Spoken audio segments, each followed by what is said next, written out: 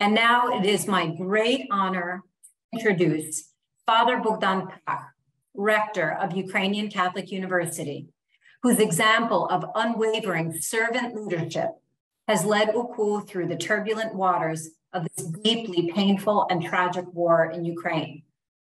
Father Prach will be speaking in Ukrainian. However, my wonderful colleague, Oles Kuzma, will be providing an English translation. Father Prach will now share his opening prayer and welcome. Слава Ісусу Христу, Отче Богдане, просимо до слова. Во ім'я Отця і Сина, і Святого Духа. Амінь. Христе Боже, дякуємо Тобі за цей рік, що ми вистояли як країна і йдемо до перемоги. Lord Christ, we thank you for the strength that you've given our community and our university in our efforts to maintain our solidarity and our strength as we move toward victory. Прийми душі наших воїнів і тих, які загинули в часі цієї війни. Please accept the souls of our heroic warriors and civilians that have lost their lives as a result of this war. Обійми своїм милосердям наших воїнів, які нас захищають, тих, які є у полоні, і ті, які страждають кожного дня великі обстріли. Please embrace us with your compassion, especially those that are continuing to defend our country, those that have been taken prisoner, and those that are in harm's way under the threat of violence and death. Обніми своїм милосердям всіх наших друзів, які нам співчувають, які нам допомагають, і які молитвою є з нами. Please embrace all of our friends around the world that care about us, that maintain their solidarity with us, that show their concern in various ways, and that pray for our well-being. Бо ти святий єси завжди, нині, повсякчас і на віки віків. Амінь. For yours is the kingdom, the power, and the glory, for now and forever. Amen. Дорогі друзі, щиро вас вітаю. Dear friends, I warmly welcome all of you. Ми, як ректорат, як працівники і студенти Українського католицького університету, дуже раді і щасливі, що ви є постійно з нами. We, as the staff, the rectors, the faculty of the Ukrainian Catholic University, are deeply grateful that you are consistently and strongly with us. Ми тут, в Україні, намагаємося з усіх наших сил допомагати тим, які сьогодні є в потребі. Here in Ukraine, we are all making every effort we can to help all of those who are in need. Але ми особливо хочемо, як університет, як спільнота, вам подякувати за вашу молитву, за вашу підтримку, за ваші співчуття і за вашу велику допомогу нашому університетові. We especially want to thank all of you that have been fully engaged in supporting us in various ways, that you have lent your talents and your skills to provide us with the support and the prayerful concerns for our great nation.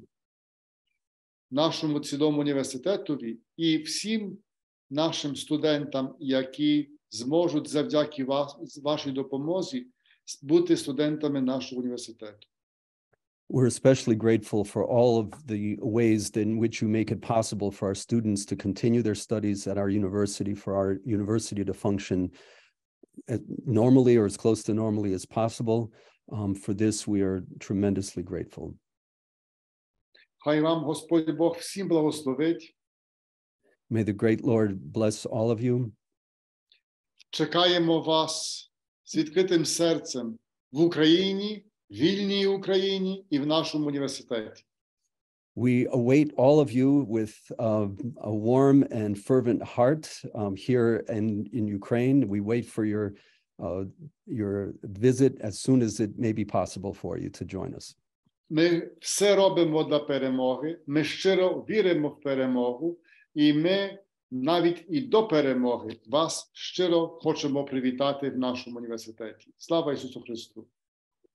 We are doing everything in our power to ensure Ukraine's victory. Even before that victory has been fully achieved, we await you and we welcome you and invite you to come visit us even before the war is over. May God bless each and every one of you. Thank you. Thank you. Дуже дякую, отче Богдане, за ваші слова. Thank you so much, Father Bogdan Prach, for your prayer and your words and your welcome. We are so grateful to have you here with us today. And now I would like to introduce Alexander Monastyrsky, a third-year student of political science at Ukrainian Catholic University and one of the co-founders of UCU's Volunteer Center, which is serving and helping civilians and Ukrainian soldiers all over Ukraine. Alexander will speak about the development of UCU's Volunteer Center and how it dovetails with the educational initiatives in the classroom. Glory to Jesus Christ, and it's really a big pleasure to be here with you. My name is Alexander Monastyrsky. I am a third-year student of political science at Ukrainian Catholic University, and it is my really brief story of a piece of experience about a full-scale invasion. As the majority of our students, I met morning 21st of February on our campus, and from the very beginning, I was really calm and I was trying to help other people to calm down too. And at that time, I had a gut feeling that everything eventually will be all right. At the same time, we realized that we need to do something to help our soldiers on the front line. So at first, we started collecting all kinds of humanitarian aid and sending it via PLUS organization. But in 3 days of that mass, 5 graduates and 4 students transformed that initiative into a vast volunteering center at our university based in Sheplitsky Center, sending tons of military and humanitarian aid all over Ukraine. More than 100 students were volunteering with us here, but at the same time, everyone at the university was volunteering and helping in different ways. Someone was at shelters with internally displaced persons. Someone was helping us with humanitarian aid.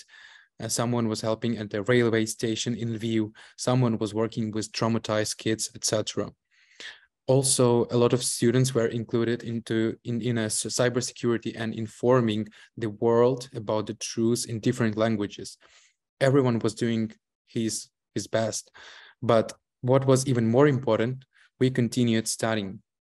During that time, UCU was doing its best to recover from the shock and continue educational process.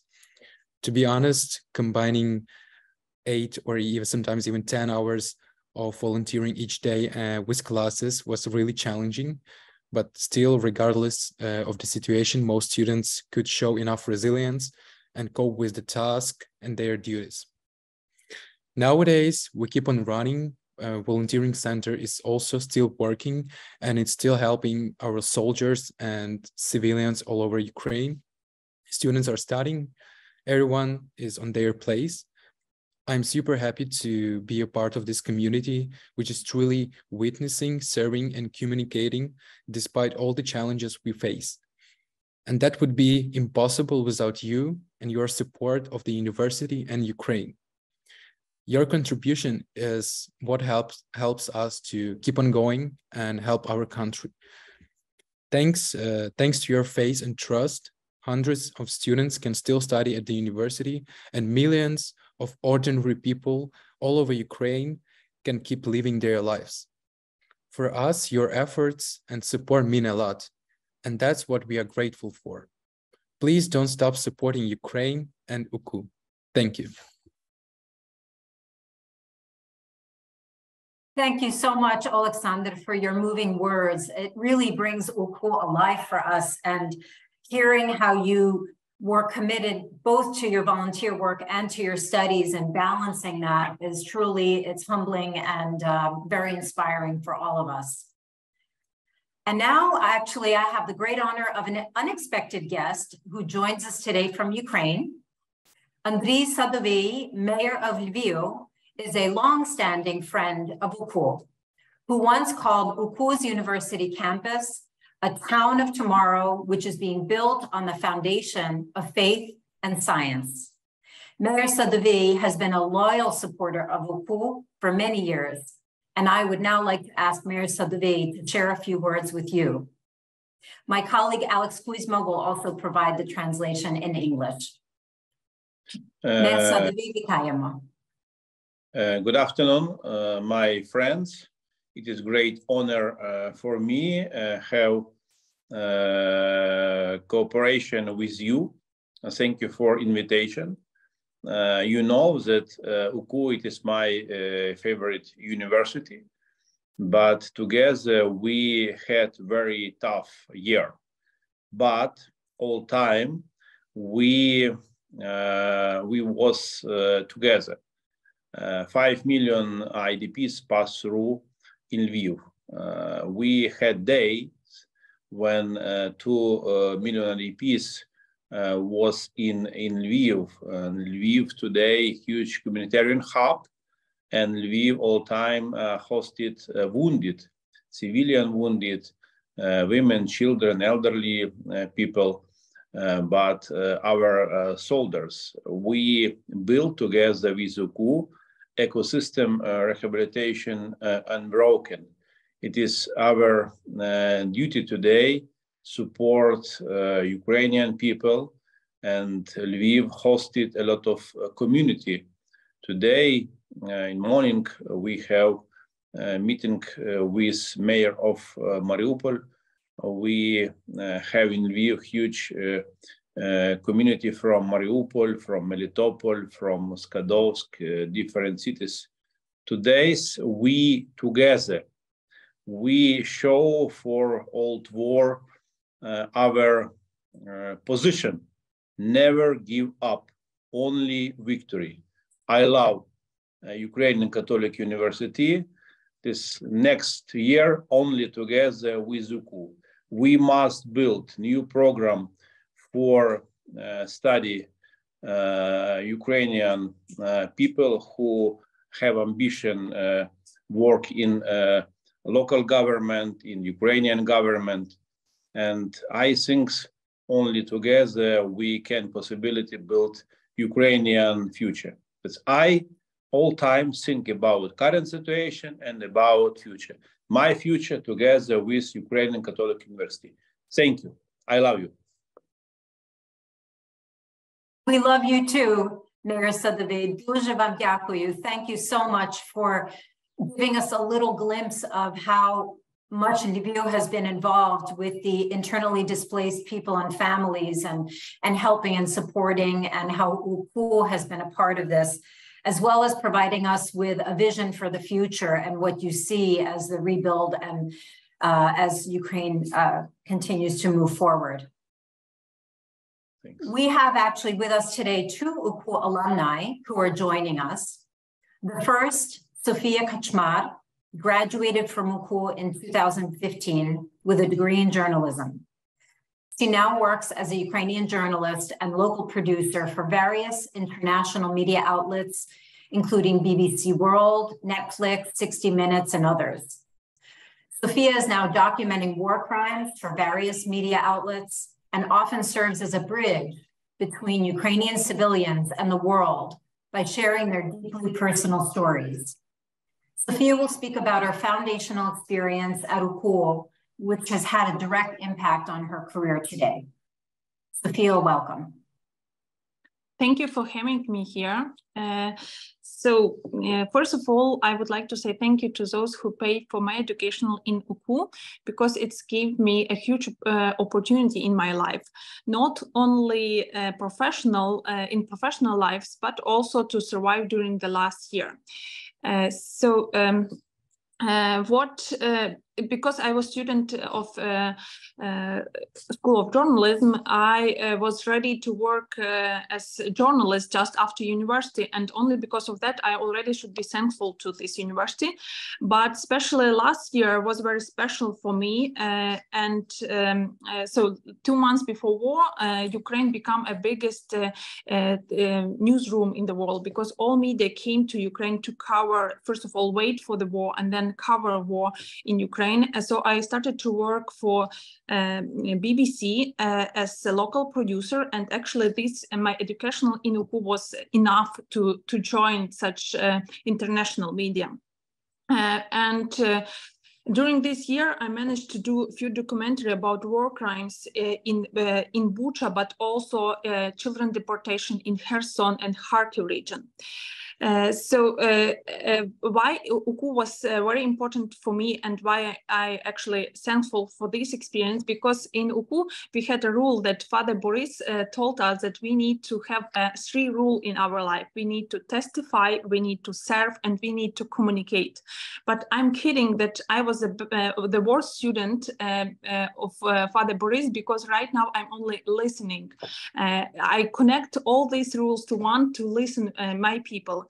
I had opportunity during last year to hear the witness of those who survived from torture. I heard the witness of mother of a young girl who died, and before she was raped, and that mother right now, she doesn't know how to say her granddaughter about her mother, that she's not already here. Or I had the opportunity to hear the story of one woman whose husband was killed, and in his body was found 8 bullets, because he understood that what Russians are going to do. So he wanted to run away, but it was not possible. I think that it's only because I was student in UKU, I know how how to ask right question, because of my education as journalist, but also how to give a hope to these people after they will answer me. This is what I learned in UKU. And why I think that right now is very important moment to support UKU, because after our victory, but actually before also, we will need such professionals on different positions, which will need to have such communication skills, which I personally received in UKU. So in UKU, we had such community where we could, in the morning, have a walk with some our handicapped friends on wheelchair, and in the evening we could have a professional discussion with some president, mayor, bishop, different people. And we need to learn how to switch from one communication to one type of communication to other. But and in all this communication, we need to remember that we are staying not in front of the human ranks, but in front of person, in front of human. So I think that in future, Ukraine will need such people more and more, because we all during this war, we have all different experience. Some of us was sitting in a bomb shelter during this all year. Some of us were serving as a soldier. Some of us has some son or a husband who died during the war, and we all will need in future to build country, to build one country, democratic country, and this experience helped me a lot, because my job was not only to listen to these people with biggest trauma, but to also to communicate the trauma with biggest star of British TV or American TV. So I remember this moment when I was sitting between a young woman near on the grave of her husband, and she was on the right hand of me, and from the left hand was the big TV star of Britain, Great Britain, and I was moving from one story to another, and it was not about translation, but it was about how to connect this different world. So I thank you for your support to Ukraine Catholic University, and thank you for your support to Ukraine.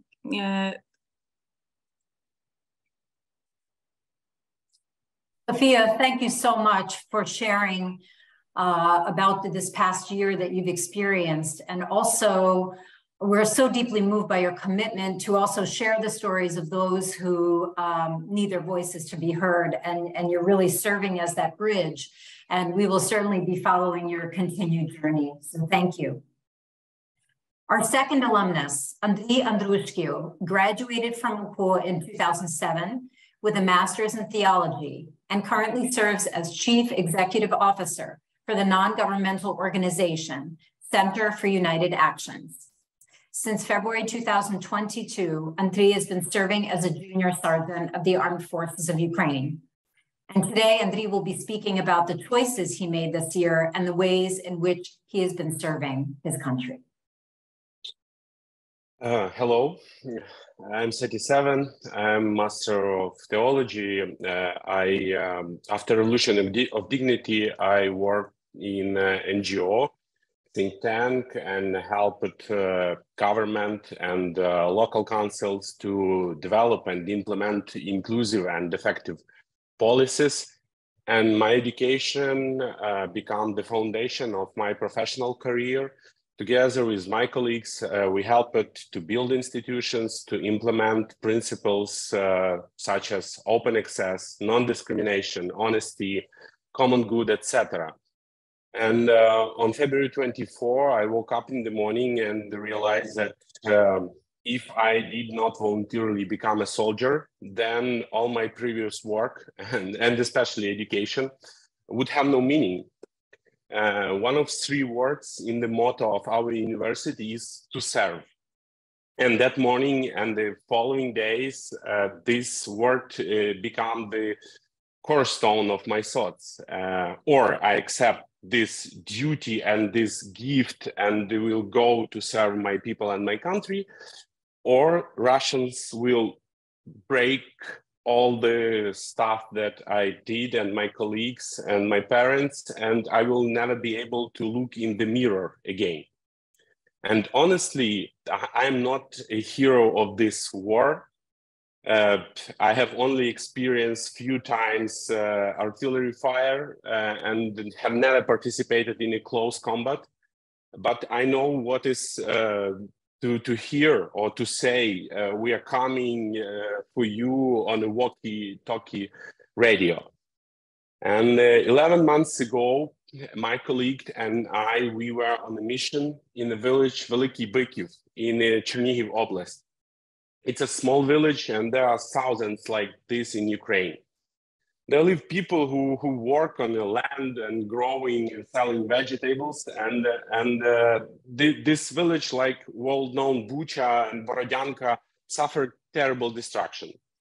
Locals spent more than 40 days in the basements, and village was liberated with a terrible battle with tanks and artillery. And we arrived there in the next morning after liberation. Houses were destroyed, and those who survived were looted and mined by Russian soldiers.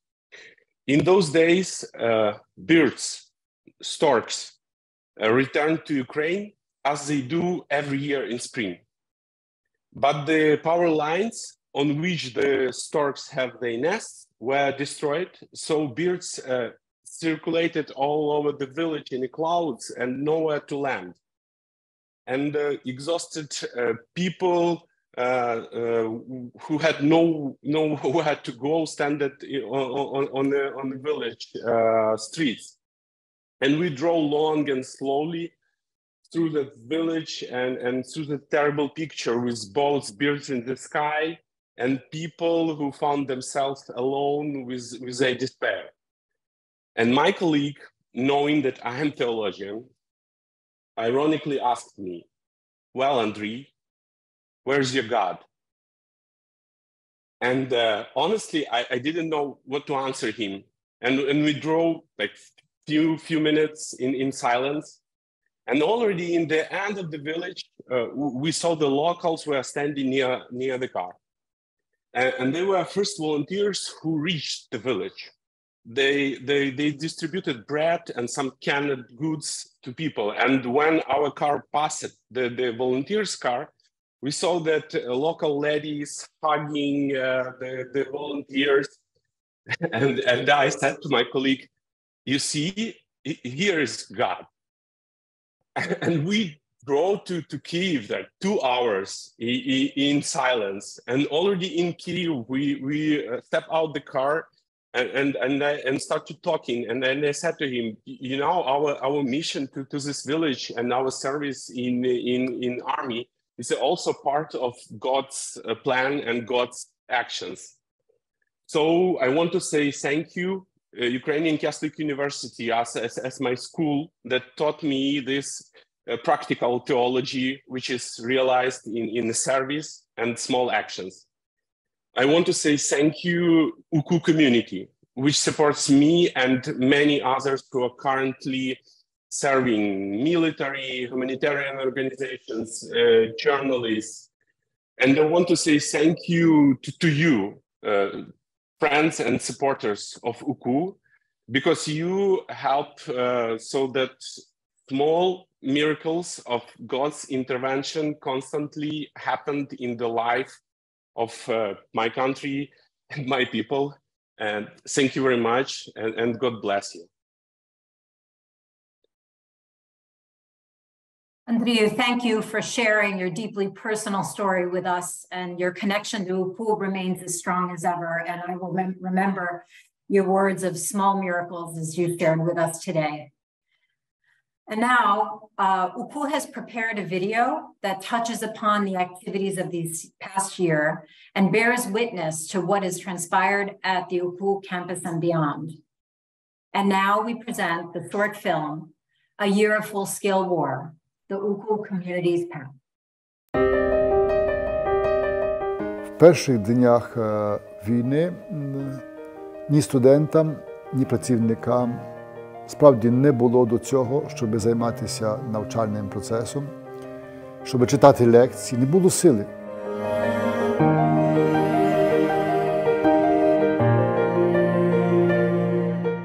Ну, тобто, коли там питали, чи все добре, це, мабуть, єдине, що тримало, і університет.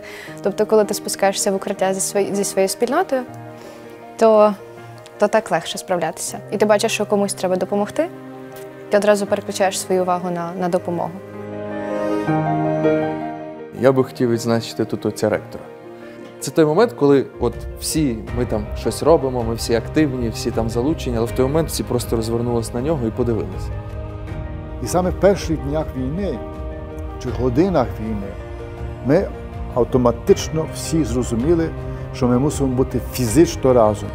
Кожен кожному подивитися в очі, потиснути руку, побачити наш і страх, і нашу завзятість. Вразила, направду, стійкість і витривалість наших людей. Те, як тут всі віддано взялися просто, мені здається, моментами без слів допомагати одне одному. Влізали в ті проекти, які, можливо, раніше були абсолютно для них незрозумілими, чужими. Тобто дуже злагоджена робота, як такий великий суцільний механізм, який не давав збоїв. І відразу ж всі наші донори, наші партнери активізувалися.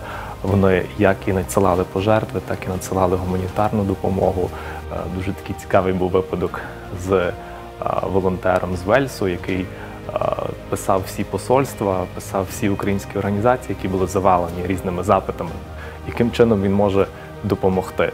І не дочекавшись відповіді, він взяв свій транспорт, свій бус, спакував гуманітарну допомогу і привіз сюди, в Україну. Друзі пізнаються у біді, і я просто вражений тою готовністю і реальною підтримкою, яку ми отримали як університет, як спільнота від наших найнадійніших партнерів. Зразу теж ми дуже розуміли, що ми мусимо забезпечувати нашу армію, яка але з тих головних причин, що вона побільшилася практично волонтерами на 3 рази, з 250 тисяч до 750 тисяч, то був такий потужний виклик і потужний фронт, де кожен розумів, що то сьогодні треба.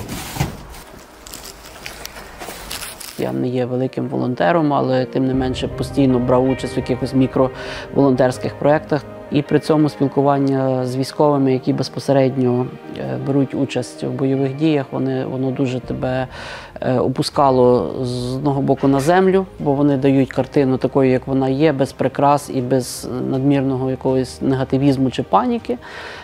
І в той же час це таке автентичне свідчення того, що відбувається, як люди це переживають.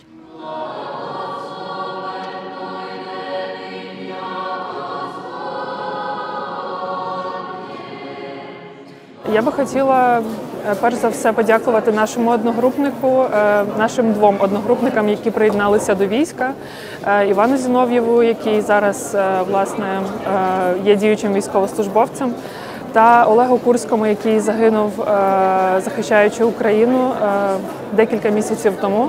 Це наш одногрупник.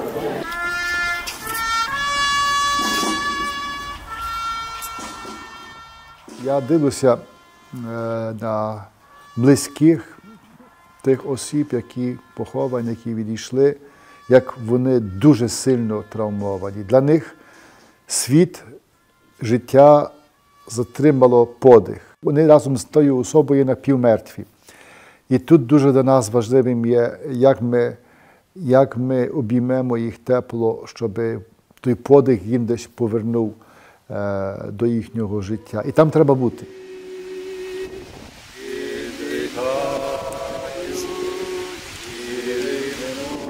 Наші викладачі, наші працівники, мої близькі беруть зброю в руку і йдуть переважно добровольцями.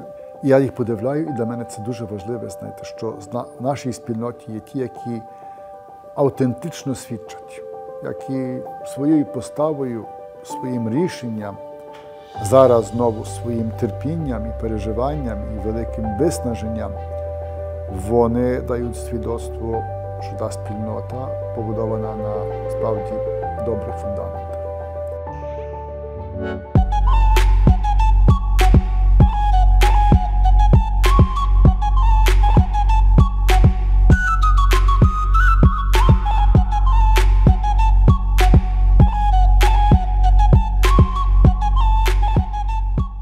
В травні, я пригадую, це був наш перший модуль офлайн, вже після початку війни. І до нас завітали наші студенти, які були у справах своїх бригад у Львові. І ми їх запитали, як ви там? Ми вам дякуємо. Ми тут розпочали це навчання завдяки тому, що ви зараз не з нами, а ви там. Вони кажуть, ми собі раду дамо. Ми все зробимо так, як потрібно, а в нас ще більше надія на вас.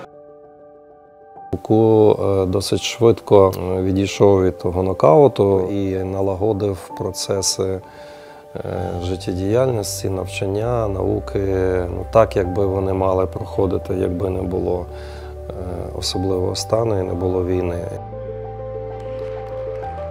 Якщо періоди планування, я навіть по собі пам'ятаю, були спочатку десь там тижні, потім місяці, то вже зараз в багатьох проєктах чи в багатьох думаннях ми вже навіть починаємо трішки думати про рік, про 2, а це значить одне, що ментально ми дуже розуміємо потребу перемоги і готові в неї включатися. Прямуємо до нашої цілі від такого поступового до навіть таких типу масштабних стрибків, конвертувати цю видимість України в не лише військову підтримку, а й, власне, в таку освітню підтримку, власне, для мене стало таким от переломним моментом.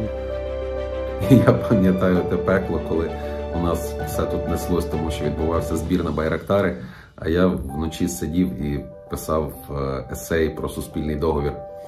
Бо я не хотів і не хочу покидати навчання, тому що я розумію, що після війни, після нашої перемоги, роботи у нас у всіх буде ще більше, ніж є зараз. І в цьому плані ті скіли, які ми здобуваємо в УКУ, це безцінно.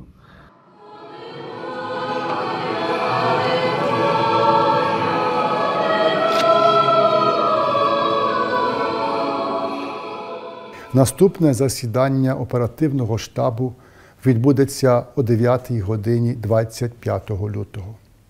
Ця ніч буде непроста, але ми переможемо. З Богом, бо ми є разом.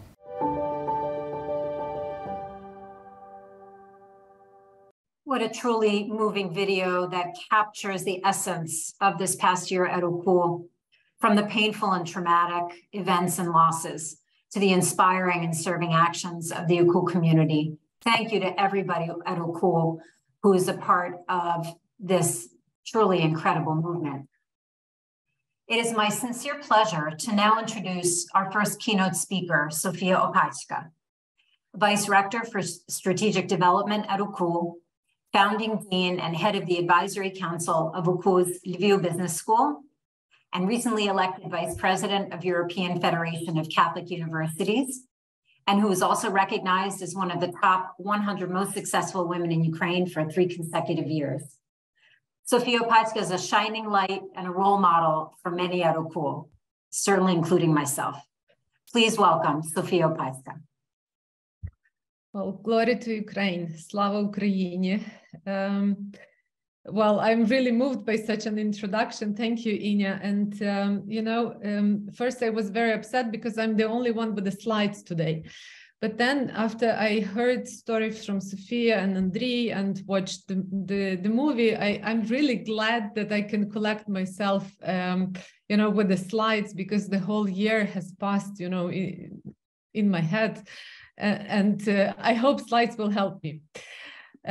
So I will share the screen, and I hope you can see it well. And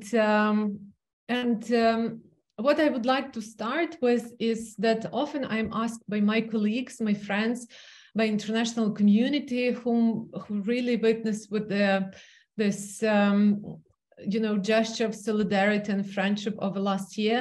So how UCU is doing? And usually my answer is that we are balancing between surviving and bringing some feeling of normality to our students, our faculty, to our community. And honestly, it's really a balancing, because I will try to share why it's this balancing. But in last year, UCU became much more than an educational institution. We also became an international communication agency, through which we deliver a lot of news about Ukraine to our colleagues, to our friends, to supporters, and to other universities in the world. We also became a humanitarian aid center for very many people. And the first slide shows that with your support, with your help, we were able to collect $6.7 million, and they have been distributed for medical and first aid. They have been distributed to support internally displaced people, to support volunteer organizations, and many more. And we would not be able to do it without your help. We still are an educational institution, and we have to remember about that. I think every day we remind ourselves in which business we are, and we are in learning business, we are in growth business, and we would like our students to grow even in such very difficult circumstances. Therefore, we employ all our faculty and all our people to make sure that world-class education at UCU continues 100%. I see here our friends and colleagues from service learning communities, and I always say that service learning approach really helped us last year and this year, and it made possible to combine education in the classroom with such an important work of our students, with such an important experiential learning approach, through which they could serve to many people in Ukraine. This year, since September, we are back on campus and in person, and unfortunately, this is not the case for very many institutions, educational institutions in Ukraine. Safety is a big issue for educational institutions, and if you go to the website safeschools.in.ua, you can see that 2,638 educational institutions have suffered bombing and shelling in Ukraine. and 437 of them have been destroyed completely. So though we are in the west of Ukraine, still air raids are pretty often here. Our students go to the shelter. They continue their studies there. As a faculty member, I have to admit that for every class, I have about from 3 to 5 scenarios how I will be teaching if the air raid starts. And sometimes my place for teaching is one of 4 corners, and I share the classroom with 4 other faculty members and 4 other groups.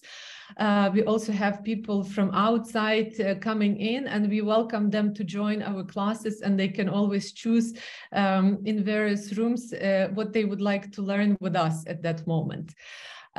So we try to keep our spirit, and we try to keep moving despite of all challenges and despite all difficult circumstances. For us, partnership is a way of life. That's why we are already right now, we are looking into future of Ukraine, and we are working on future recovery plans for Ukraine, and we want to build Ukraine back better. For us, it has to be a better country with human dignity and human lives in the center. And this is our plan, and Russian terrorism will not stop us from this, and we already started to discuss many of those plans, and I would like to share with you some of those. Well, first of all, we understand that there will be great need for support of Ukrainians who suffer from physical health issues, from mental health issues, from social challenges, and our Faculty of Health Science will be a huge priority for the development at the university.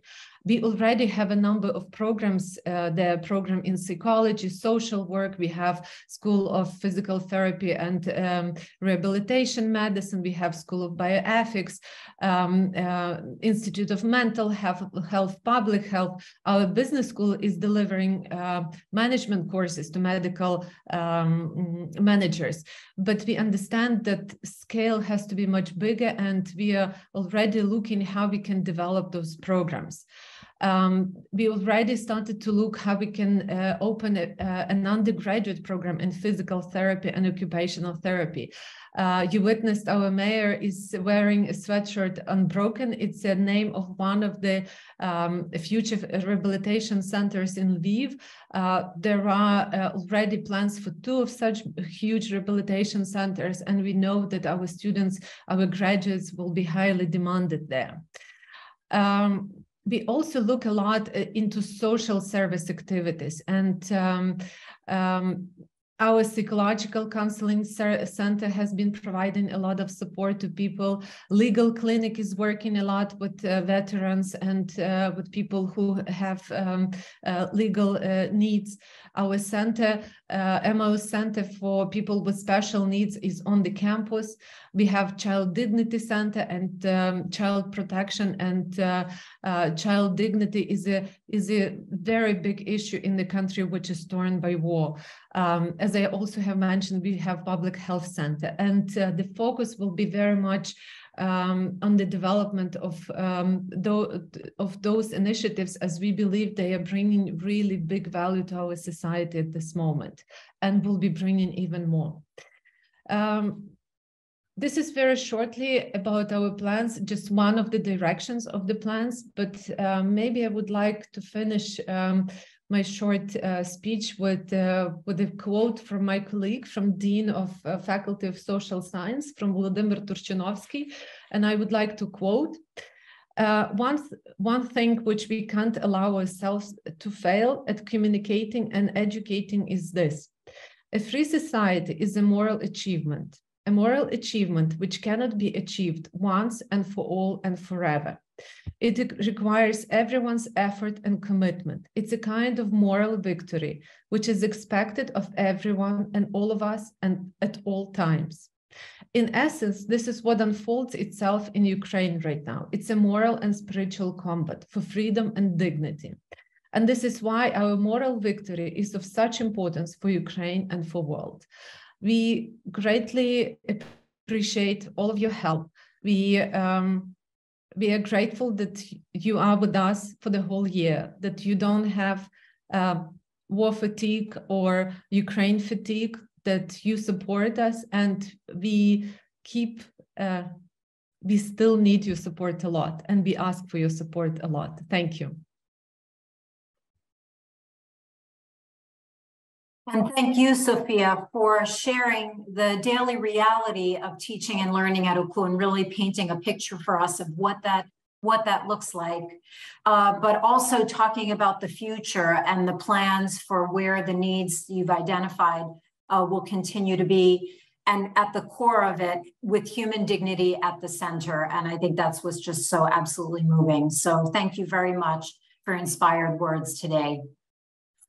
And now it is my distinct honor to introduce our second keynote speaker, Metropolitan Archbishop Boris Gudyak, who joins us today after recently returning from his 6th trip to Ukraine since the war began, having served as a panelist with First Lady Olena Zelenska at the World Economic Forum at Davos earlier this year.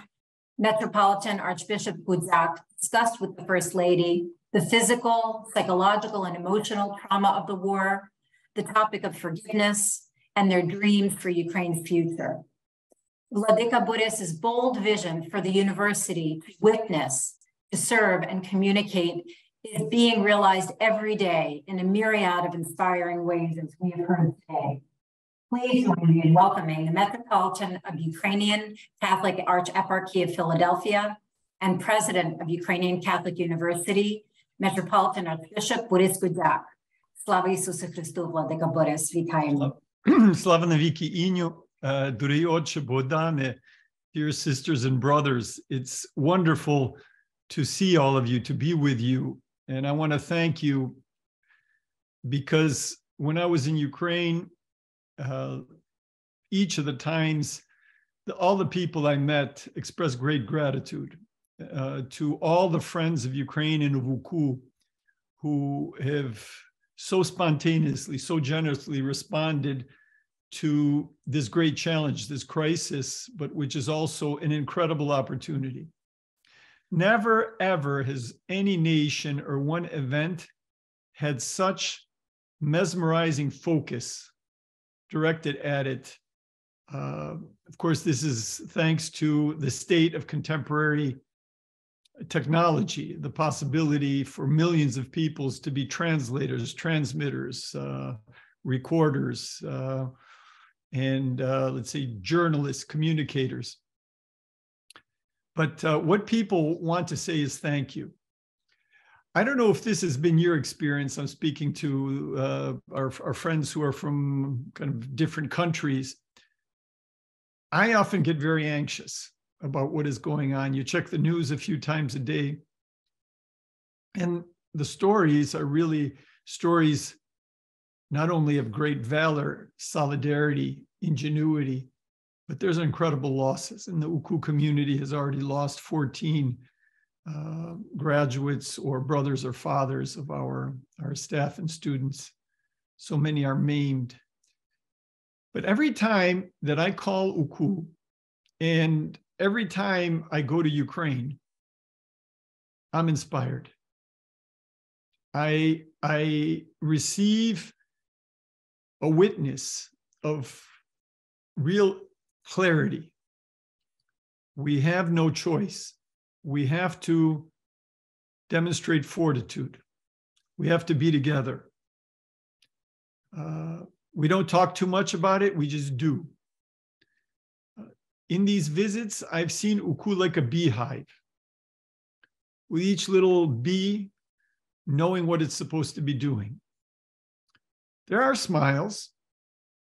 There's a certain youthfulness to the university. But as Father Bogdan has said, in one day, all the UKU students became adults.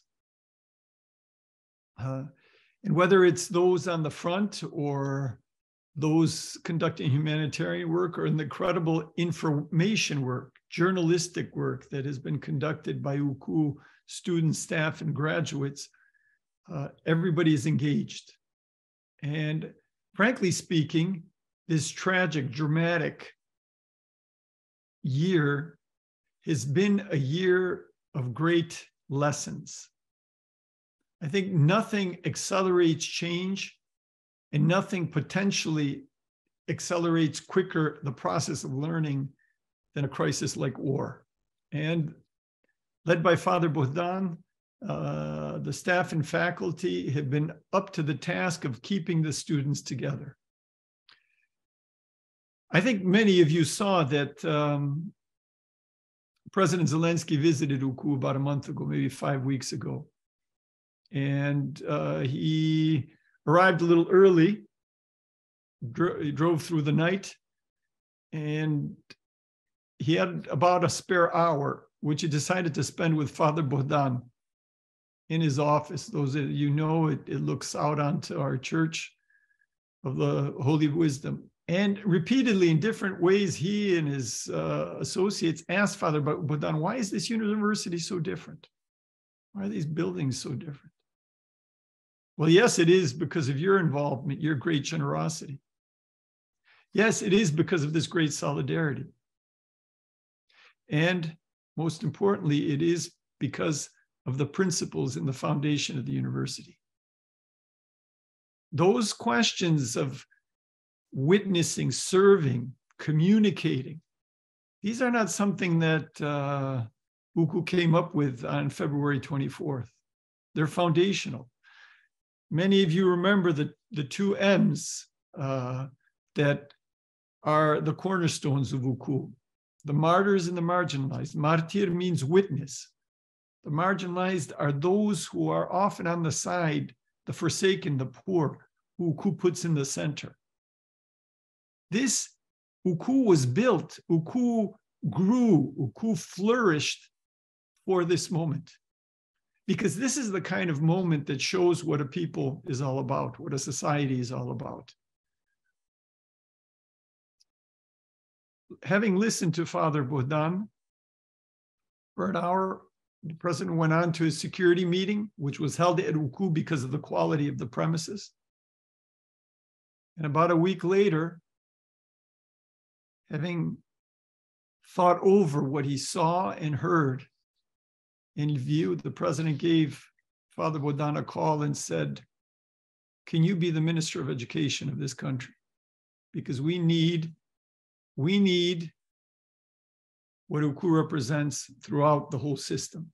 Now, the president, he's kind of on a learning curve. We've been amazed at what leadership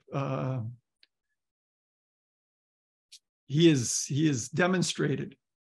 But we all realize that, he's been following the people of Ukraine who were on that front many years ago, not just since February 24th.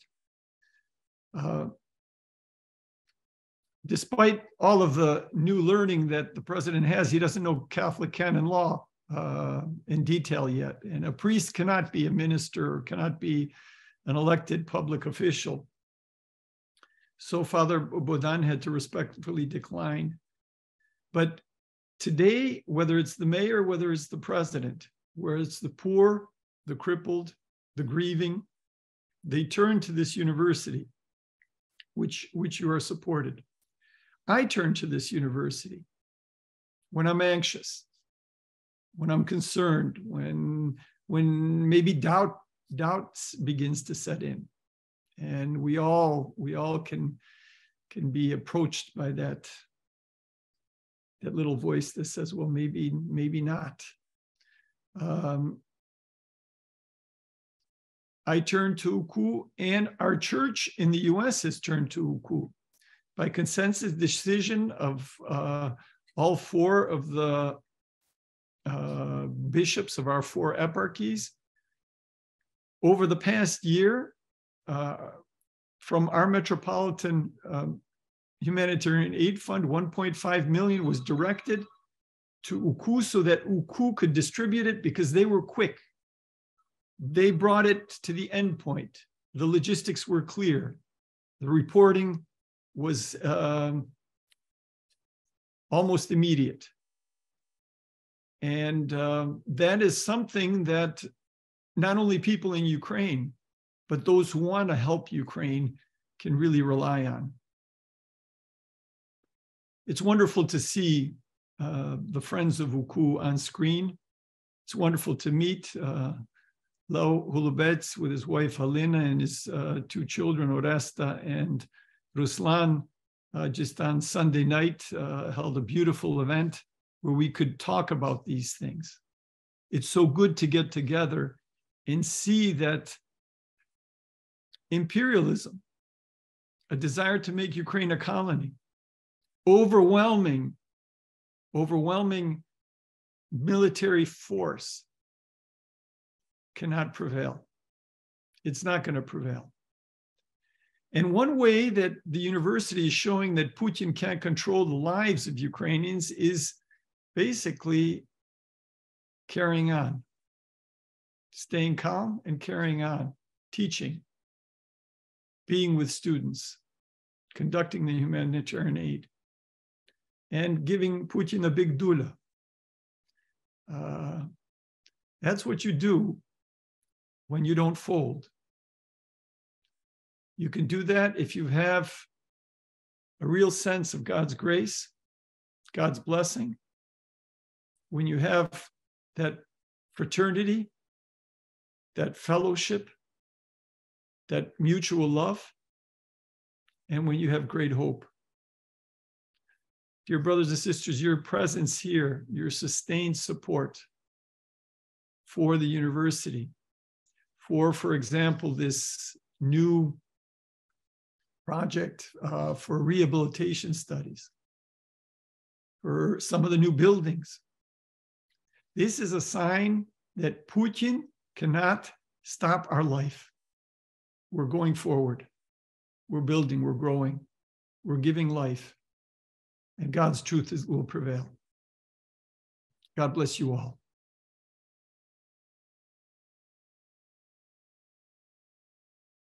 Thank you, Vladiko Boris, for your moving words. We're so deeply grateful for your guidance and continued inspired vision for UKU and for renewed Ukraine. And I will not forget the words, and I wrote them down. UKU flourished for this moment. And that to me really summarizes and sums up so much of what we heard today in a few very poignant words. So thank you. And now I'd like to thank all of you who are here with us for being a part of this year of solidarity with UKU. The world stood with us, many of you engaged with us, and each of you is a part of this community. And if you are so inspired, we've included direct links to donate through the chat function. There are 4 links for the United States, Canada, Ukraine and Europe, and the United Kingdom. Your support through these links will directly benefit UKU, and we're most grateful to you for your generosity and your commitment to the mission of UKU. And so all of our presenters have spoken, and as I said at the beginning of our session, we would love to have a dialogue with you, and we welcome your questions to be answered by those who are speaking today. And I am just going to get the first question up and shared. So just give me one moment. And this is from a woman who's in Ecuador. And the question is, what are UKU's thoughts about the president of Ukraine, Zelensky, and his actions?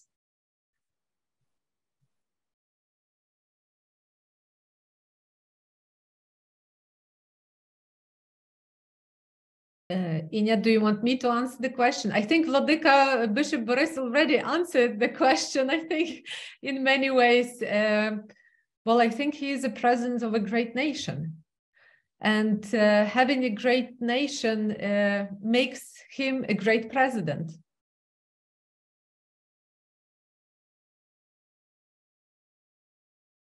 Well, that's a terrific answer, and I apologize. I am just getting into the chat and waiting to see if we do in fact have any other questions for anybody who's on our panel. I'm just going to go look through. Are there any other questions that somebody has? I think Tanya Vitvitska raised her hand.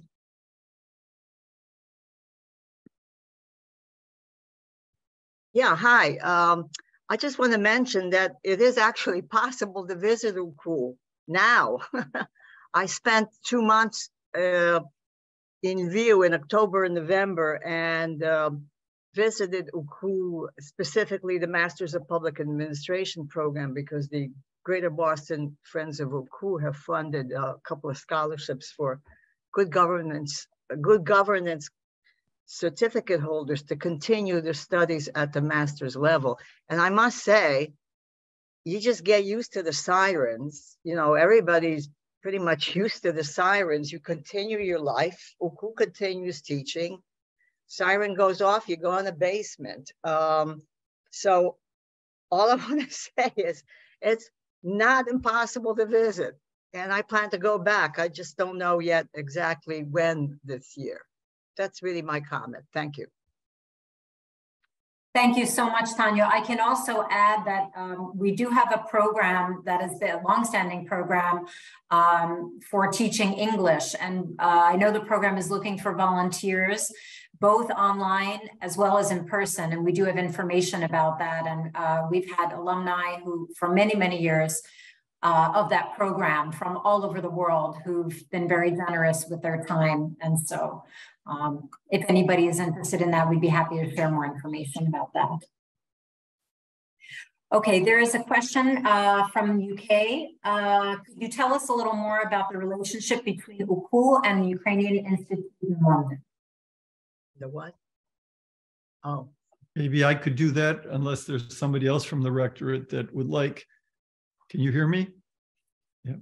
So the relationship is based on the initiatives of Patriarch Joseph Slipy, who in the 1970s, after UCU was established in Rome in 1963, in different countries established kind of departments of UCU. They were called filias, daughters of UCU. And one was in London, another was in Argentina, there was one in Philadelphia, Washington, Chicago, Montreal.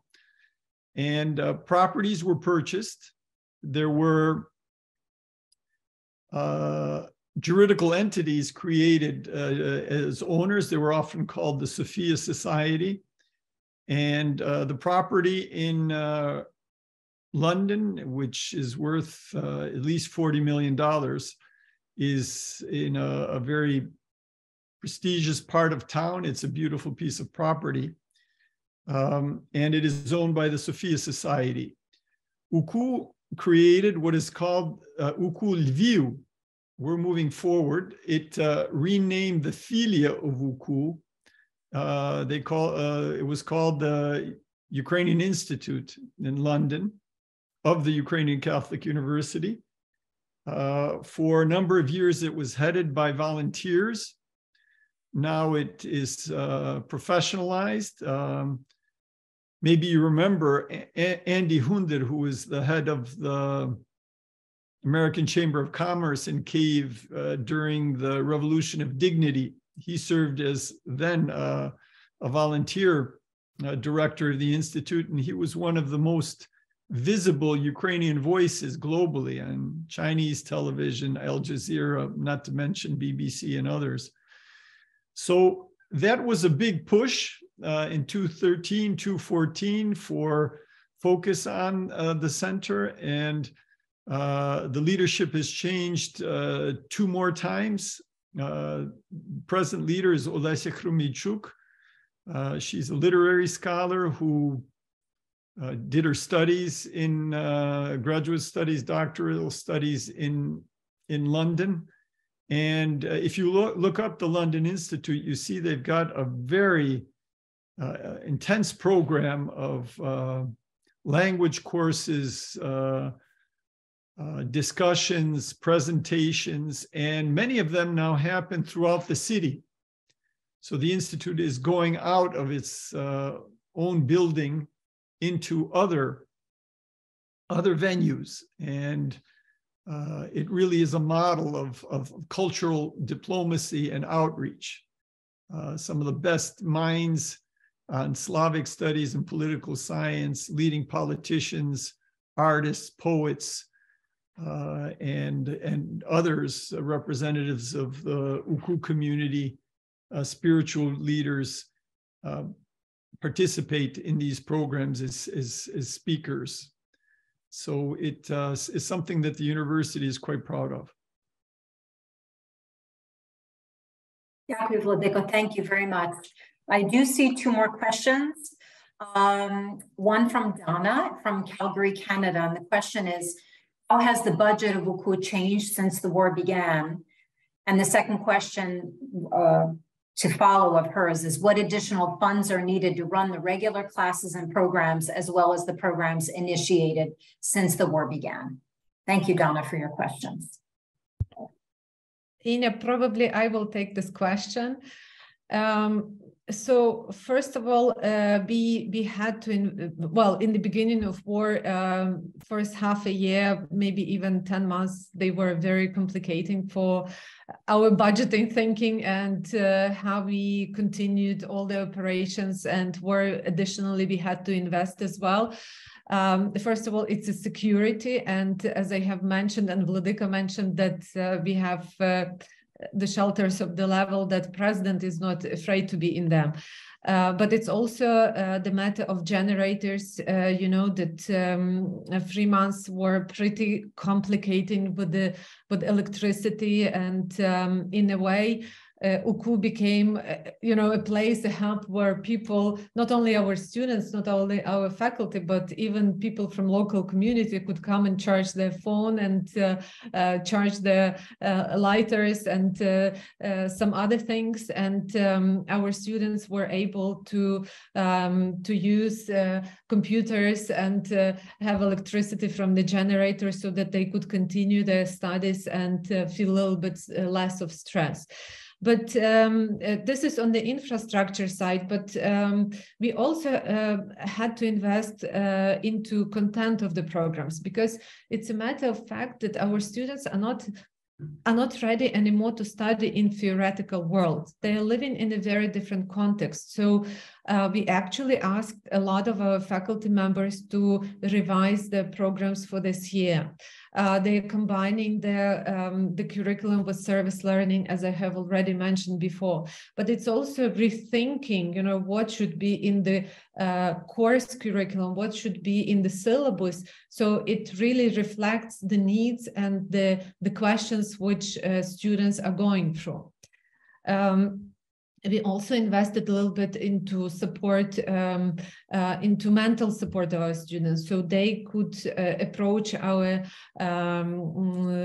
faculty of health science and they could get some counseling there. At the same time, we are already thinking about future programs.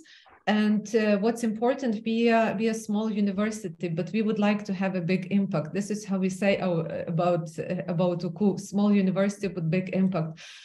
So right now we are looking at the programs which will be the most important and most needed for Ukrainian recovery, but also we look into some new formats, for example, UCU online courses, which could reach out to much broader community, and a community which is not in Lviv, community which is not in Ukraine very often, and keep connection with Ukrainians, and not only Ukrainians, but mostly with Ukrainians, and develop their skills and train them for the next steps in the recovery of Ukraine.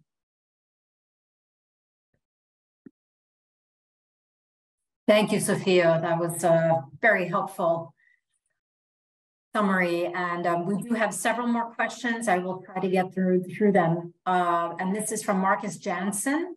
Do you have the experience that promised international support is reaching you and others in Ukraine who need it? And then a follow-up question, what support, besides financial and material support and our expressions of solidarity, do or could you need right now and in the near future? Can I answer that? Because I was asking that question for almost 2 weeks, just recently in UCU, and this is the answer that I see. And it's also based on the meeting of the university board held a couple of weeks ago. There is course, need for material and financial support now more than ever, Marcus. But you're asking for other things.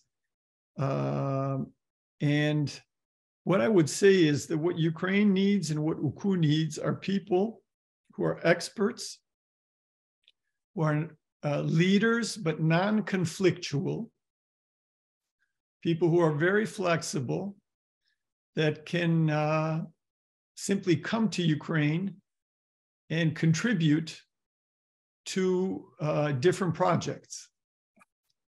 UKU is faced now with a bit of a dilemma.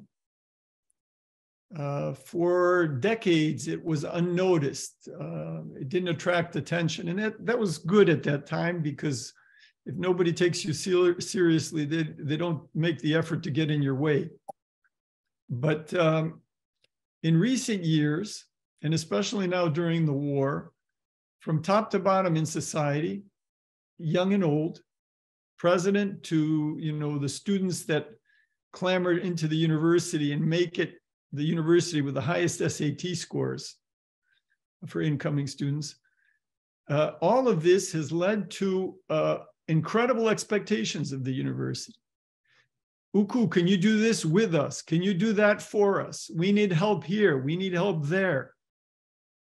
And it just is not that big of a place.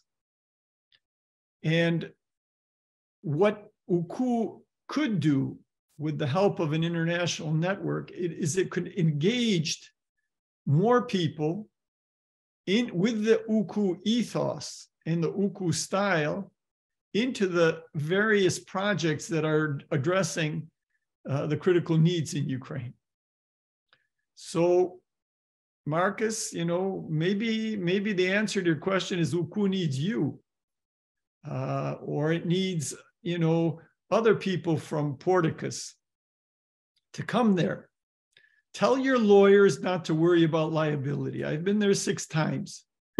Tanya Vitvitska lived there for 2 months. I just brought the head of Catholic Charities Ukraine, Sister Donna Markham, who's got 50,000 staff under her in the whole network, a budget of $5.4 billion annually. She came. We need people who, take the risk. There is a bit of a risk, but not so much if you're not near the front. And there needs to be an engagement. And what that will do, it will change the life of the people that will come. It will communicate what is going on in Ukraine to the broader world. Everybody should understand not only that Ukraine is the epicenter of global change. I mean, everything's changing. The European Union has a new sense of being now. Brexit, after breakfast, some of the Eastern European countries were thinking of maybe moving away. European Union is stronger than ever, as is NATO, with new members coming in, even though, some political leaders were undermining NATO in a very, very meticulous way. People suddenly realized that Ukraine can feed between 400 and 600 million people. This is the food of Ukraine needs to be fostered.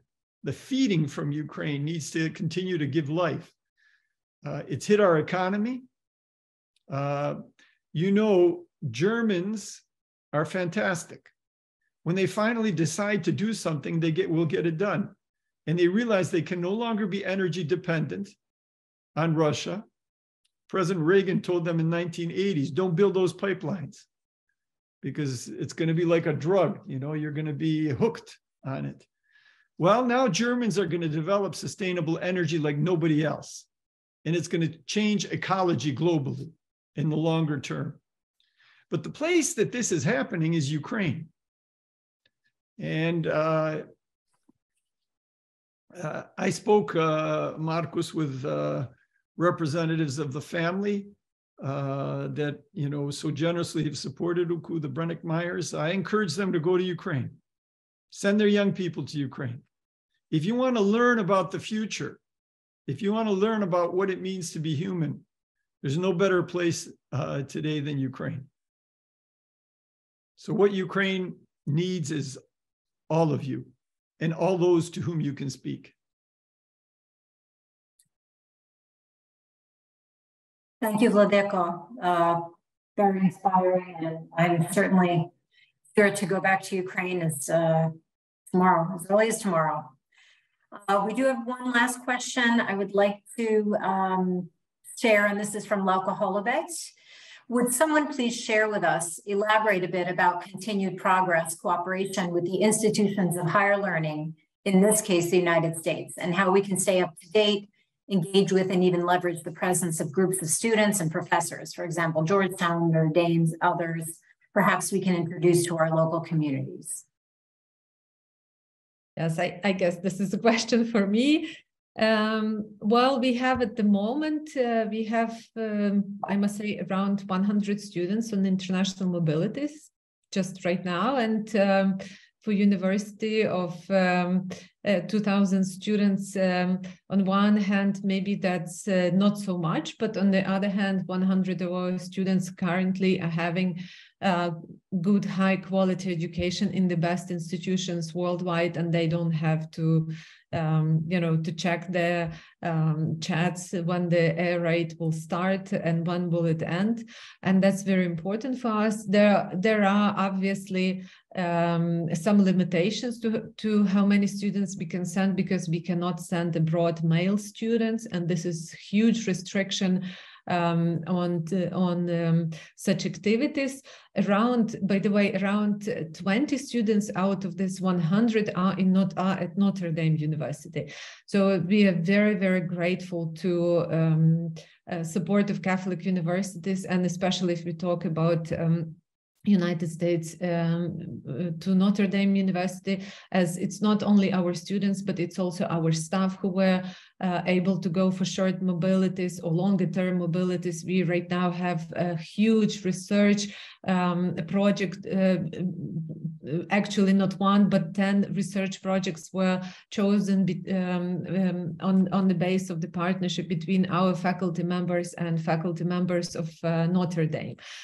We also speak with many other Catholic institutions about developing some of the directions of the program. For example, we have right now quite a lot of communication about geopolitical studies, about security studies, as they are will be again one of the top priorities for us, but also not only for us, but for many, many institutions, I believe.